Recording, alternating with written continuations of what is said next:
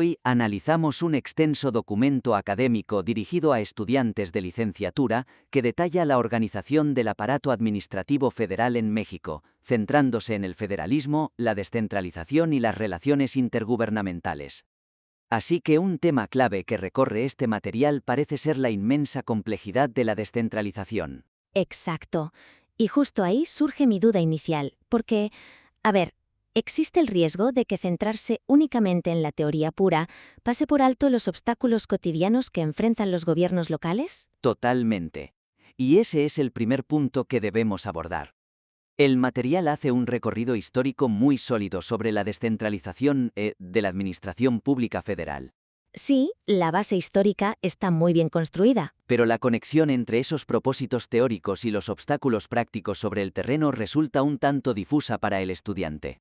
O sea, el texto explica los conceptos de desconcentración, delegación y devolución de una manera increíblemente abstracta. Demasiado abstracta, diría yo. Claro, para un público de licenciatura presentar la descentralización como un ideal teórico impecable, sin analizar sus fallos prácticos o los modelos híbridos, hace que el contenido se perciba desconectado de la realidad. Es que imagínate, si el documento les enseña a estos futuros profesionales que descentralizar es una transferencia limpia y ordenada, se van a dar un golpe de realidad tremendo al llegar a sus puestos. Madre mía, ya te digo, van a descubrir que la gestión pública es un campo de batalla de atribuciones superpuestas. Pues por eso, la sugerencia aquí es integrar los obstáculos del mundo real y los modelos híbridos directamente en el núcleo de las definiciones teóricas. Mostrando que en México la teoría y la práctica rara vez coinciden, claro. Eso es.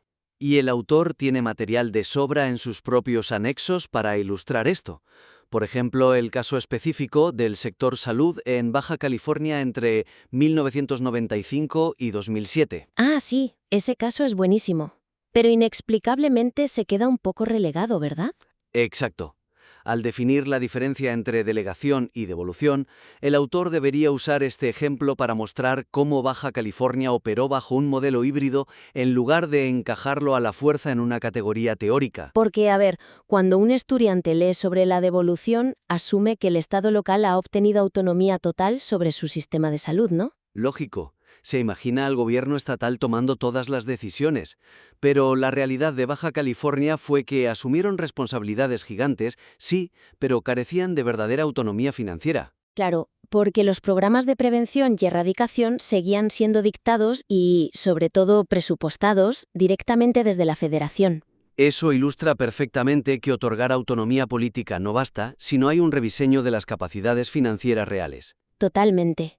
Transfieres la carga administrativa de los hospitales, pero mantienes el control fiscal en la capital. Es un modelo híbrido muy disfuncional.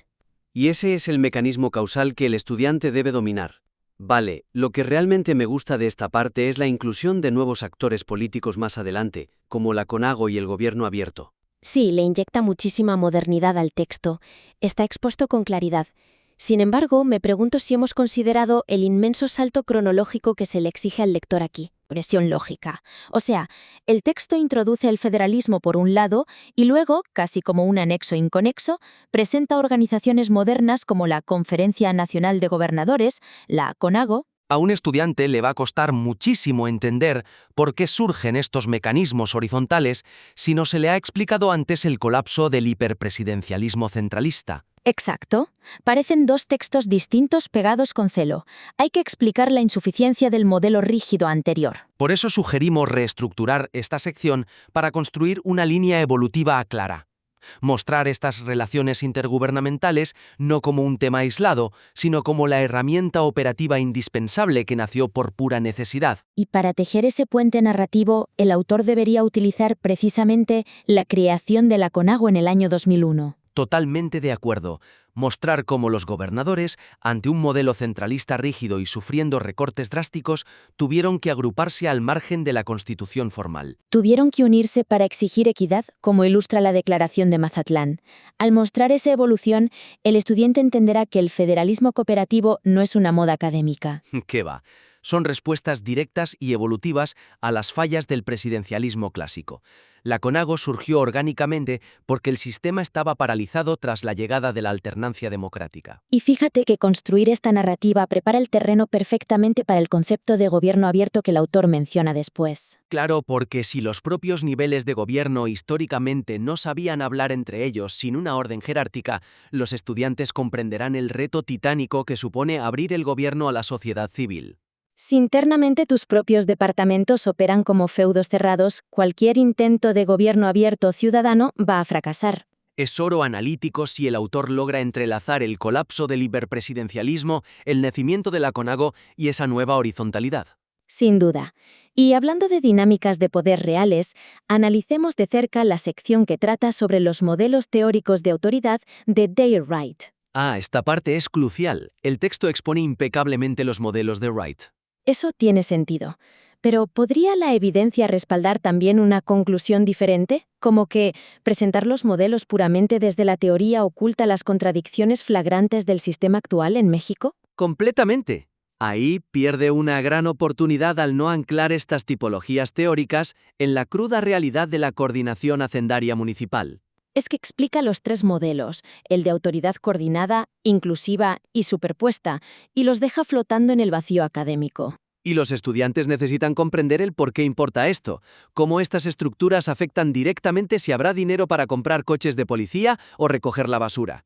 Por lo tanto, nuestra sugerencia es aplicar los modelos de Wright de forma directa a los mecanismos actuales de coordinación hacendaria y federalismo fiscal. ¿Aterrizarlo con un ejemplo? A ver. Para ilustrar el modelo de autoridad inclusiva, que es esa subordinación jerárquica, el autor debería mencionar el ramo 33. Ostras, el fondo de aportaciones, un ejemplo perfecto. Claro, sobre el papel, por el artículo 115, los municipios tienen competencias exclusivas, pero en la realidad la federación recauda casi todo y devuelve los fondos completamente etiquetados. Dictan exactamente en qué deben gastarlos los ayuntamientos. Esa es la paradoja fiscal. Tienes la obligación de proveer agua y alumbrado, pero no tienes la potestad tributaria para financiarlo. Y si el dinero del ramo 33 llega etiquetado solo para pintar escuelas y a ti se te inunda un barrio porque colapsa el drenaje, El alcalde está atado de manos. Tiene el dinero en el banco, pero legalmente no lo puede tocar para el drenaje. al aplicar el modelo de autoridad inclusiva a ese escenario, el alumno entiende al instante que es un mecanismo de control central, no un simple fallo burocrático. Y una vez que estableces esa tensión, puedes usar el contraste para introducir el modelo de autoridad superpuesta. Mostrándolo no solo como otra definición más, sino como la gran meta. Exacto. Argumentar que para lograr un verdadero gobierno abierto basado en transparencia y colaboración, México necesita transitar hacia ese modelo de autoridad superpuesta. Donde por fin exista interdependencia, negociación horizontal y autonomía real. Porque si el ayuntamiento no tiene autonomía fiscal, no sirve de nada preguntarle al ciudadano en qué quiere invertir. Si los vecinos proponen un parque y el alcalde les dice que la ley federal le prohíbe reasignar el presupuesto, el esfuerzo ciudadano choca contra un muro. Papel mojado totalmente. Conectar estos puntos transformaría el documento en un diagnóstico analítico profundísimo del Estado mexicano. Bueno, para ir cerrando este análisis, recapitulemos los puntos clave. Para fortalecer este material, es vital aterrizar la teoría de la descentralización con casos prácticos híbridos como el de Baja California. Sí. Y trazar una evolución histórica clara desde el federalismo clásico hacia las relaciones intergubernamentales usando la CONAGO como puente. Y por último, aplicar los modelos de autoridad de Wright a la dura realidad de la coordinación hacendaria y los fondos municipales etiquetados. Exactamente. Ha sido un análisis muy productivo. Invitamos al autor a implementar estas sugerencias procesables y a enviarnos su trabajo nuevamente en el futuro para recibir más críticas constructivas. Fin de la sesión.